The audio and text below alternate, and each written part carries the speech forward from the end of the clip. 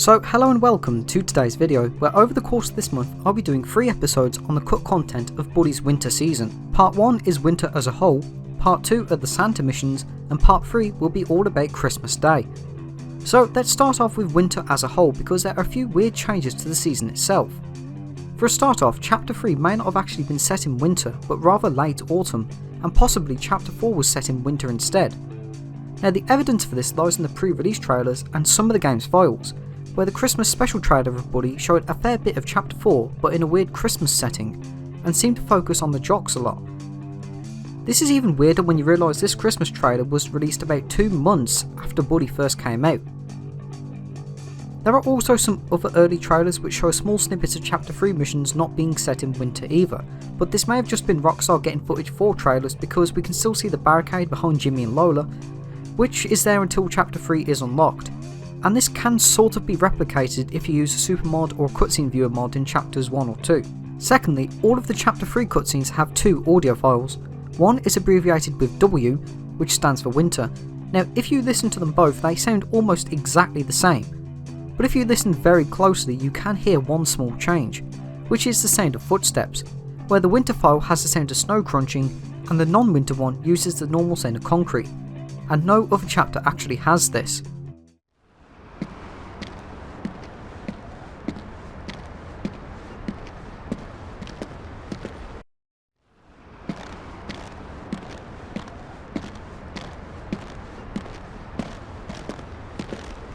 Now thirdly, in my official strategy guide for Buddy, if you go to the chapter 3 section and look at wrong part of town, weirdly, the radar is still there in its normal style, not white over like it usually is.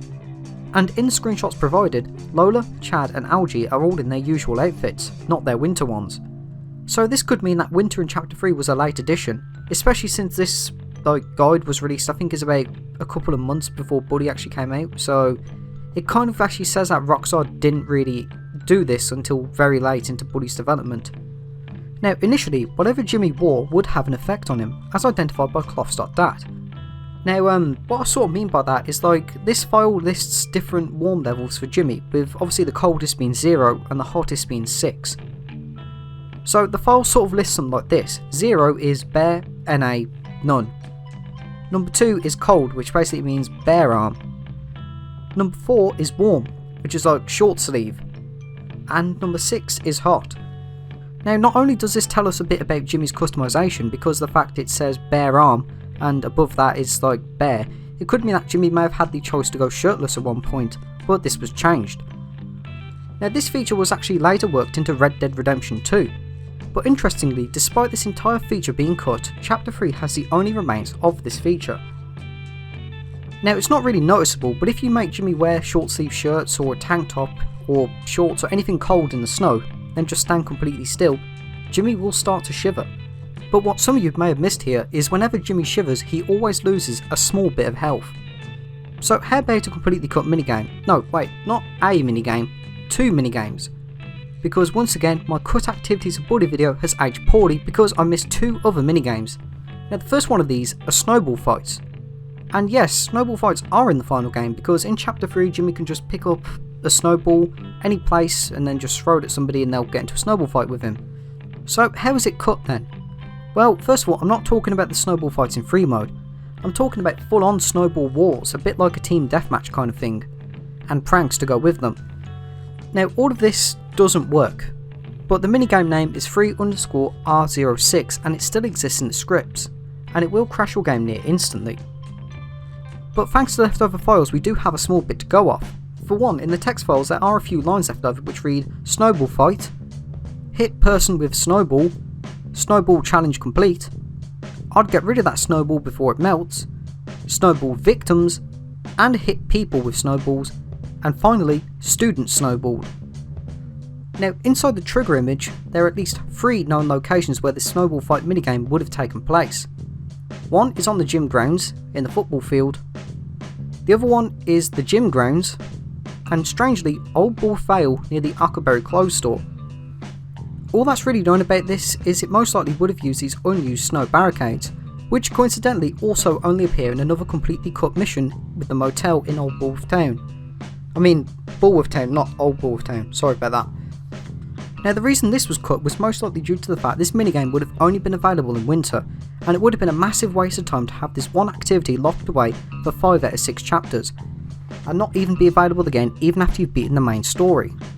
So it kind of makes perfect sense to remove the game and instead work it into the winter season as an attention to detail kind of thing instead.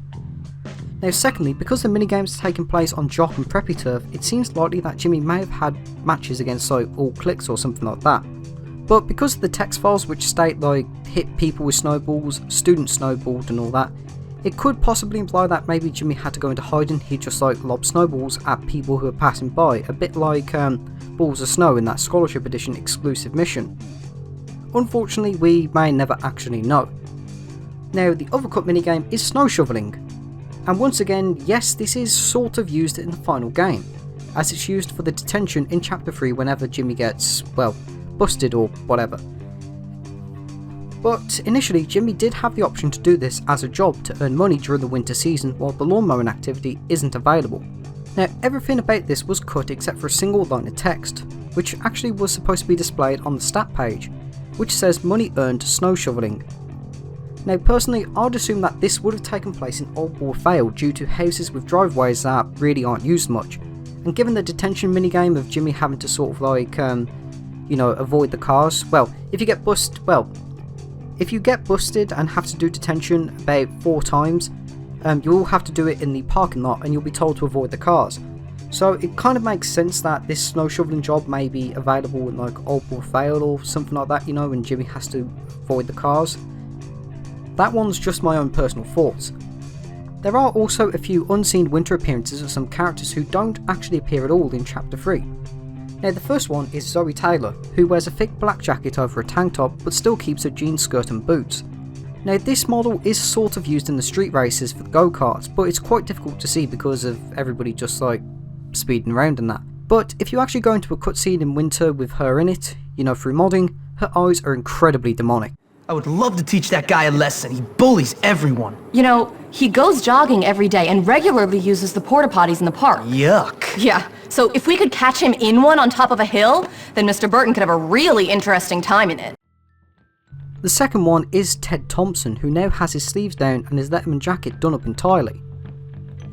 And as we know, Ted Thompson does not appear at all in the final game. Well, he does, but not in chapter 3, The third character is Edgar Munson, who now wears a beanie with a long sleeved orange shirt, but his shirt is still only buttoned up at the top.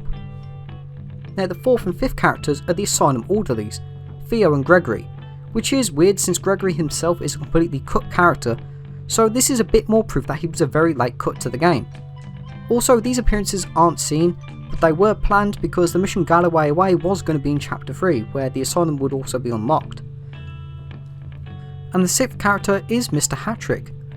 Now yes, Mr. Hattrick does appear in the final game, yes, and he can also be seen in free mode very rarely. But his cutscene model, however, isn't seen at all in the game. Well, his winter cutscene model, shall I say. If you use mods to set the season to winter and then watch the Hattrick vs Galloway cutscene, you will see his winter model here is a bit different to his free roam model. No alcohol on school grounds! You're drunk! I can smell it on your breath. I can see it in your eyes! I'm not drunk! Drunk!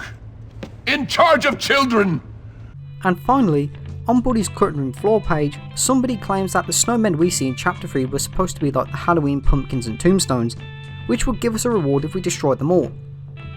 Now, I have absolutely no idea who wrote this or where they got this information from, because I found absolutely nothing to back this claim up, aside from a weird line which reads, "You have unlocked TBD." Now either that's an acronym for a disease or something Rockstar never added, because nothing really confirms that these snowmen were supposed to be like anything really. Though given how pretty much everything in Buddy was cut or changed in some way, it's not really a far-fetched claim, but yeah, personally I don't believe that, and neither should you. So yeah, that's it for today's video. I hope you enjoyed. If you did, be sure to leave a like and subscribe for more Buddy based content and that. If you want to support me in a more personal way, consider donating to me on Patreon or becoming a member of my channel. So thank you for watching and have a great day.